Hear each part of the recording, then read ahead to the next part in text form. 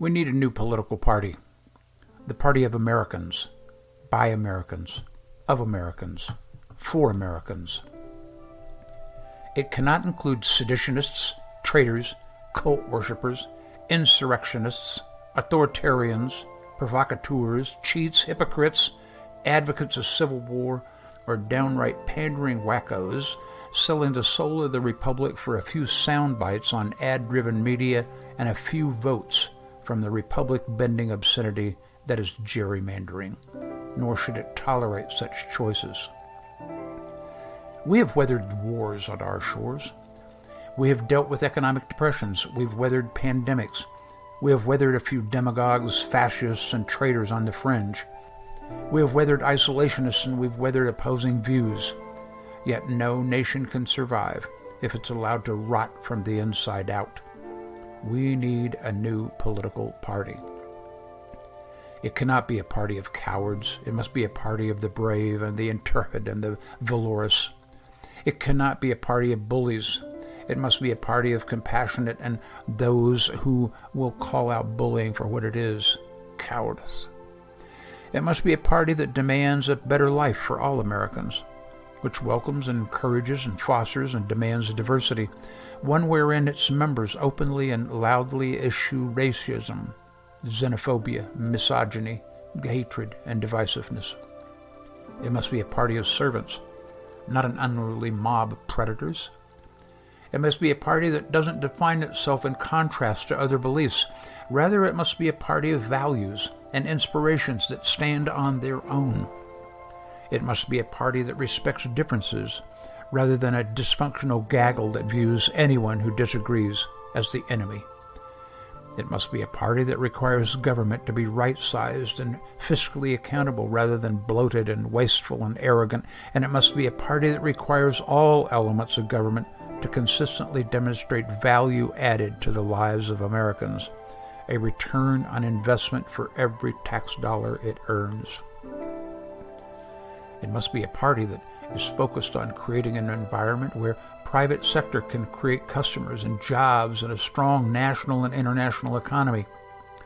It must be a party that expects that people will get disproportionately rich, but inspires them to pay a disproportionate share of taxes because they are honored to focus on how blessed they are, not upon how elite they might believe themselves to be.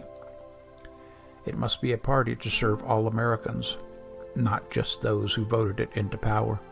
It must be a party which sees compromise as a strength rather than a weakness born of confused and toxic masculinity.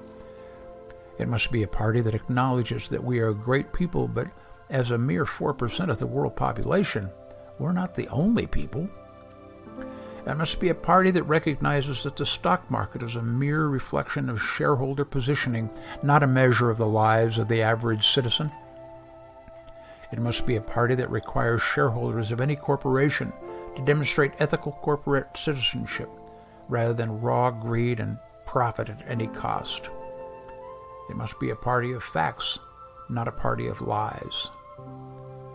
It must be a party that recognizes the ancients of this continent and their legacies of wisdom, contributions to civilization, the law, and spirituality. It must be a party that is blind to the differences, rewarding only those of character and integrity and honesty.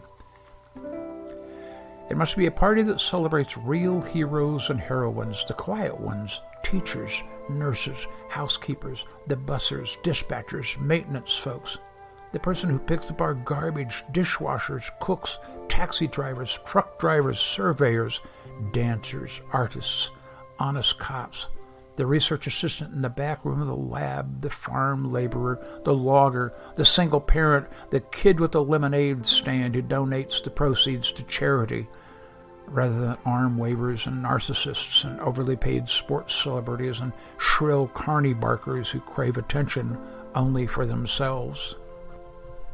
It must be a party that seeks to build up and cherish the citizenry, not punish them for imagined disloyalty or because they're poor or different or disadvantaged or have made poor life choices.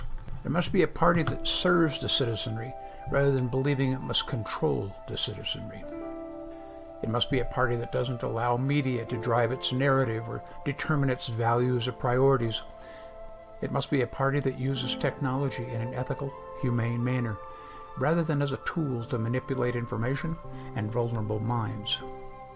It must be a party that relies upon science and one that reveres art. It must be a party that fosters independence rather than dysfunctional codependence. It must be one that demands respect for balance among and between the three branches of government, rather than allowing one or two to run roughshod over another.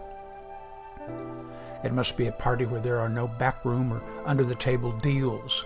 It must be a party where there are no secrets and no surprises. It must be a party that requires that all Americans protect the vulnerable, the sick, the hungry, the disadvantaged, and the immigrant. It must be a party that seeks to help citizens become self-reliant and self-sufficient, rather than profiting from and taking pleasure in seeing a population mired in debt and hopelessness. It must be a party of our Constitution rather than one of magical failed theories of pseudo-theocracy. A party that knows when we focus upon our Constitution first, all religions will be just fine, and knows that the reverse is not true. It must be a party based upon confidence rather than hubris, upon compassion rather than fear. It must be a party that removes any and all obstacles to open, free elections. It must be a party that removes any and all obstacles to open, free elections. It must be a party that builds confidence in our fundamental institutions, rather than undermining them at every turn. It must be a party focused upon making certain our citizens are healthy and safe and well-fed. It must be a party that focuses upon the greater good and preserving individual rights rather than demonizing and regulating female reproductive systems. It must be a party where there is laughter and pets and joy and enthusiasm born of discovery. It must be a party that demands adherence to rules protecting the land, water, and air, and will not allow non-renewable resources to be harvested for profit when there are a myriad renewable alternatives. It must be a party focused upon embracing and celebrating positive values and ethics rather than seeking validity through diminishing, ridiculing, or demonizing others. It must be a party committed to an educated population, for therein alone lies the future strength of the Republic. Let us build this. You may say I'm a dreamer, but I'm not the only one. John Lennon.